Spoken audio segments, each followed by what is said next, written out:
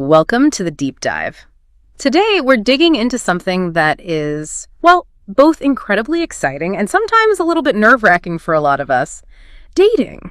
And while we all think of it as romance, the data we pulled for this deep dive really confirms that at its core, dating is all about communication. It is, and that gets so much harder when you're doing it in a new language or, a different culture. Absolutely. And what really stood out in the analyses we looked at is that the goal, especially if you're navigating English-speaking cultures, is not about being perfect with your grammar. Right. It's about being authentic.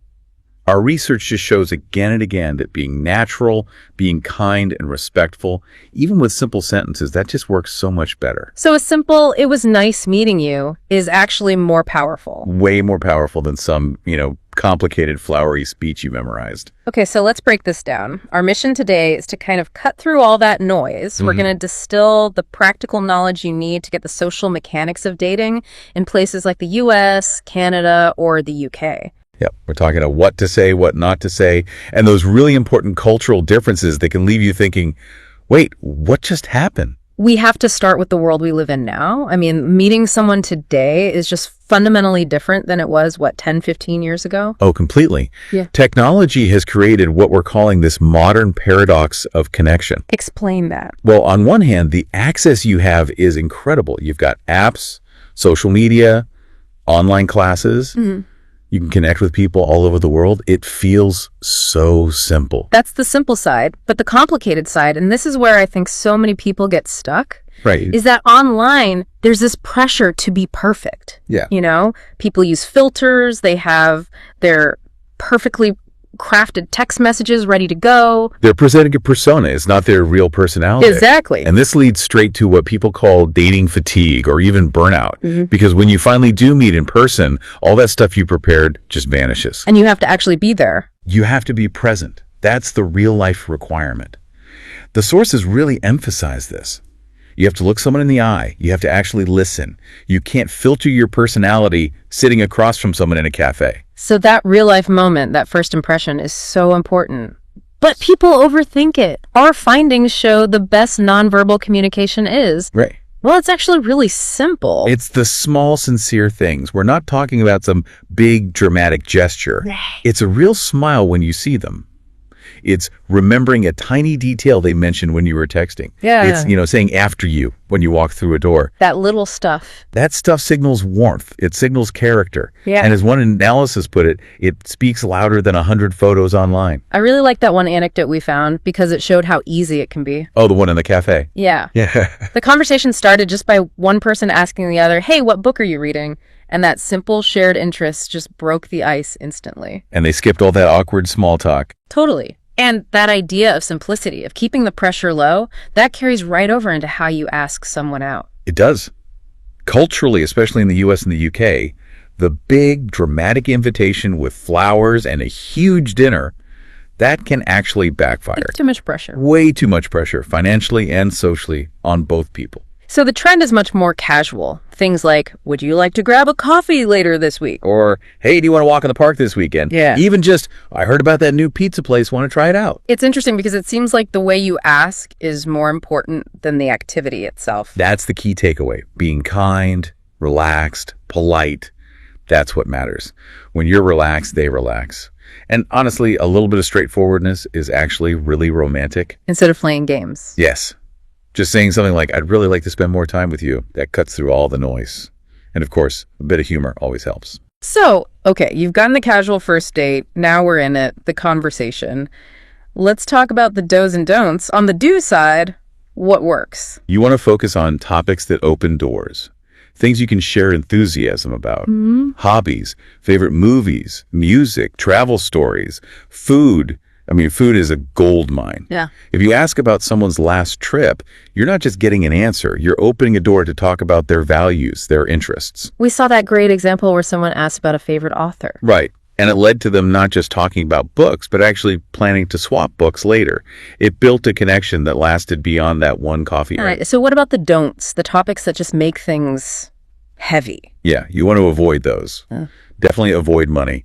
Avoid really intense politics unless you already know you're on the same page. And the big one. And the big one, don't ask a million questions about their past relationships. That's for way, way later. if ever. And this brings us to a really important point for anyone listening. A first date is not a job interview. It is not a test. That is the critical thing to remember. You're not trying to see if they're, suitable for a long-term contract. Exactly. The goal is to create chemistry.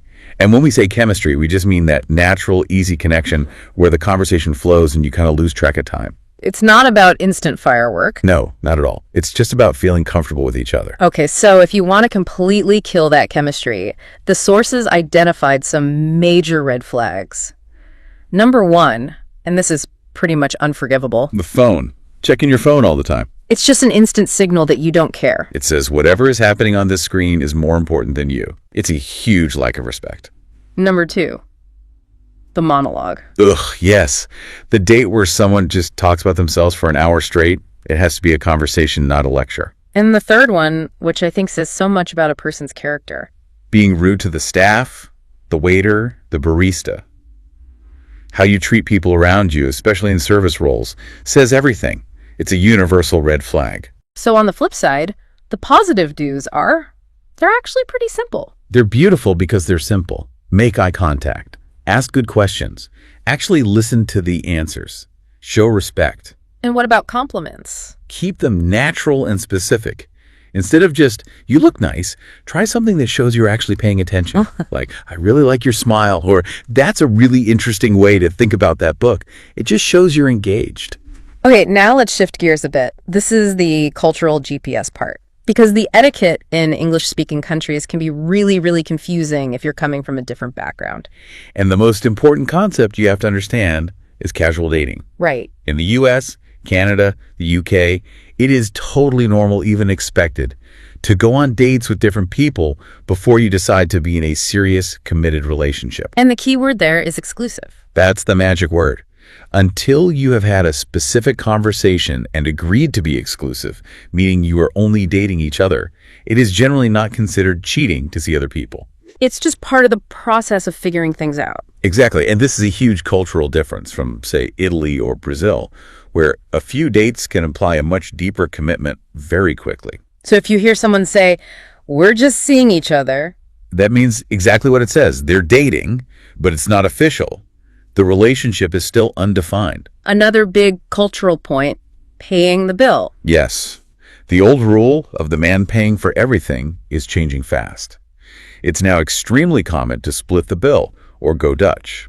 And this isn't always about the money, is it? Not at all. It's often about signaling equality and independence. And the easiest way to handle it is just to ask, do you want to split the bill? And you'll hear waiters ask, right? Together or separate? Or one check or two checks. Don't be afraid to say you want to split it. It's normal. And what about the date itself, the venue? Again, keep it simple. Less pressure is better. Most people prefer a coffee shop, a walk in a park, or just grabbing one drink at a pub. The focus is on the conversation, not how much money you're spending. Okay, let's circle back to nonverbal stuff, specifically personal space. So important.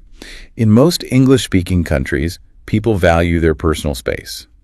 The first contact is usually a smile, maybe a handshake. So probably not a hug or a kiss on the cheek right away. Generally not on a first date. That can feel a little invasive. Physical contact tends to build more slowly. And eye contact plays into this too. It does. Good eye contact shows confidence and honesty. But it's a balance. You don't want to just stare at them without blinking. That would be intense. A little intense. Look at them when they're talking, then glance away naturally. It shows you're listening without creating pressure. Okay, so the date's wrapping up. You've handled the conversation, the bill, the personal space. Now, the follow-up. The sources are all in agreement on this. Be polite and be honest. So forget all those old rules about waiting 3 days to call. Oh, that's completely outdated. It just feels like you're playing games. If you had a good time, send a short thank you message pretty soon after. Something like, I had a great time tonight. Let's do this again. It's simple. It shows you're interested, and it's just good manners. but what if you didn't feel a connection? This is what we call the soft exit. Right. You still have to be polite. The standard is a simple, it was nice meeting you. If they're interested, they'll usually follow up with something proactive, like, great, I'll text you to set something up. And if they don't offer that next step, It's usually understood as a polite, mutual end to things. No hard feelings. so to make sure everyone walks away with some really usable language, let's just quickly review a few of those key phrases. Okay, so first, You need to be able to ask someone out. You're inviting them on a date. And you're hoping to find chemistry, that natural connection. So for the low-pressure invitation, you could practice saying, "Would you like to grab a coffee sometime?" For showing you're interested after the date, "I had a truly great time today." For starting a good conversation, "What do you like to do in your free time?" And for that polite, all-purpose closing, "It was nice meeting you." We have covered so much ground here. We've gone from online personas to real-life chemistry, through conversation do's and don'ts, and all the way to those tricky cultural details like casual dating and splitting the bill. And if you zoom out from all of it, I think the biggest insight is this. Dating isn't just about finding a partner.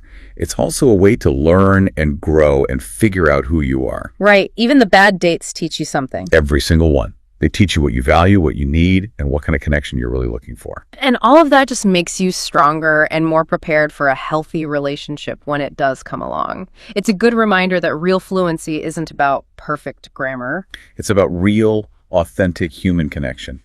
So as you think about everything we've talked about today, consider this final question.